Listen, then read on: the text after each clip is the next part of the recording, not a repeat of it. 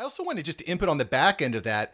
I'm a big believer in trying different things. And one of the great Yeah. things about YouTube is you can go in on the back end, check your analytics, see what's the click-through rate on my videos. That's a really powerful thing to do.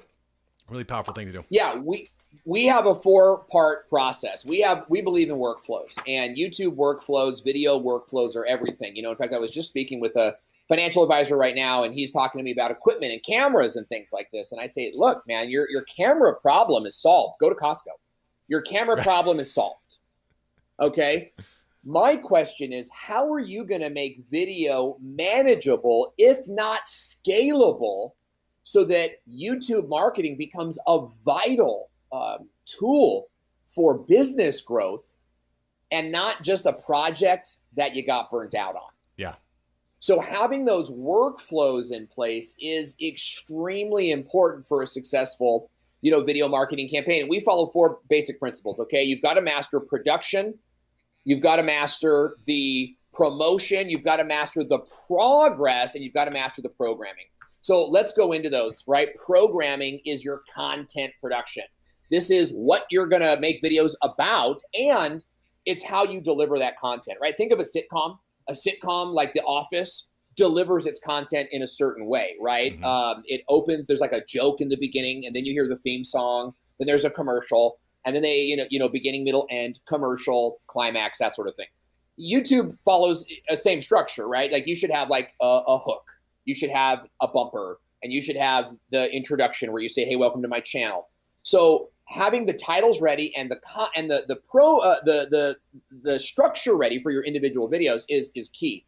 Then you move into production. How are you going to produce these? Who's going to edit them? Are you going to edit them, or is live video more your thing?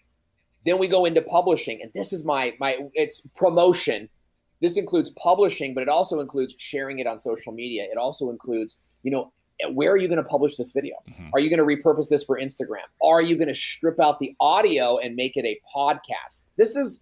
I'm getting goosebumps just thinking about it, because we did a live show, me and my good buddy, Nick Nimmin, we did a live show every Wednesday for 2 years on Facebook Live and on YouTube. And that one live video became multiple Instagram snippets, right? 3 minutes or less kind of thing that we put on LinkedIn and everywhere, but also stripped out the audio that became a podcast. And boy, did we explode that year. A lot of really good stuff happening. Now, at the end of the day, you've got to figure out who does what and how many things you're going to go to. At the beginning, really, I want you to publish on YouTube and maybe repurpose on Instagram. But you have to build into those things. I think a lot of people, they come into this process and they go, oh, I'm going to make videos on YouTube, and I'm going to put videos on Facebook, I'm going to put videos on Instagram. That is a heck of a lot of work. Yeah. And in a lot of cases, you are going to get zero return from this stuff. Instagram is a scourge. It is a battle for attention, and you'll put that energy into YouTube, and you'll grow much, much, much faster. Okay, and then we wrap it up with progress. Okay, and progress is your analytics. It's looking at what worked and what didn't work, and YouTube gives you a whole lot of numbers to measure. So you need to know what numbers you're going to measure in the growth phase, right? And then when to recognize you're in growth, and then what numbers to look at for scalability, right? And those numbers change. It's never a lot, but the biggest mistake I see people making here is not looking at their numbers at all. It's more of like a feel it out. Oh, how do I feel about this content? Or this has always worked at the Chamber of Commerce meeting, so I'm going to try it on YouTube, right? And there's always a bit of discovery that happens on YouTube, but analytics tell us what to quit and what to double down on. My son, who's building a small channel, sent me a picture of his channel stats today, and I see his biggest video is a trampoline video. And so I told him, you need to make more trampoline videos. And why? I said, it's your number one video. And he didn't even think about it, right? Yeah. So you have to kind of get that number one video and then make more of those. How do you do that? Well, come back to the programming, then the production, and then the publishing, and then the progress, right? And it's the cycle that fuels itself. And if you can master those 4 workflows, you'll do extremely well on YouTube. Yeah, I love it. Going into it with a plan and these four P's, if you would, really, really good stuff. Oh, and I can tell that, if we can follow these formulas, we're going to be highly, highly successful. And just to kind of expand on what you said there about getting burnt out, trying to produce video all over the place, that's that is what this show is, right? So this video is a 30-minute long video interview. It's going to be redistributed across YouTube, podcast, Instagram, LinkedIn, Twitter, Facebook, all this stuff, right? I've been doing this a little while. So what I decided is, hey, I need help. So I hired a virtual assistant to help me with that process, so I don't get burned out. So we always got to be thinking about scaling these things and where you're getting the most return. Like you said, do more backflips on trampolines. You're going to be good to go, right?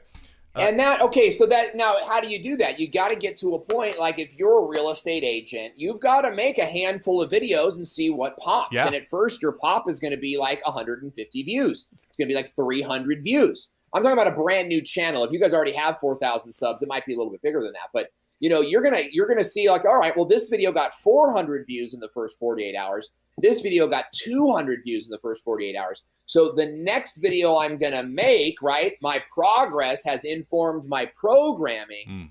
I'm going to focus on this topic again. I'm going to go into a subtopic on that topic. Yeah. Right. And having sort of the wherewithal to do that it's much easier than you think. You mentioned a VA.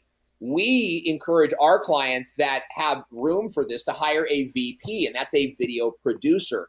And a video producer is someone that can press go on your live streams for you, someone that can put the graphics to pop up on screen during your live stream. The video producer is the person that gets the video and then chops it up into little snippets so that you don't have to do those things. And largely the skills of a video producer, there's a lot of overlap with skills of a VA. But if you have a VA or you have someone who wants to fill that role, I would recommend getting them enrolled in the video marketing school or even in our intensive training where we can teach them YouTube skills. And now you have a YouTube skilled manager professional at your company that can do all this stuff for you. Because as the business owner, as the thought leader, in your company, you need to be in a space where you can sort of like have a topic, sit in front of a camera like I am now, and go. Yeah.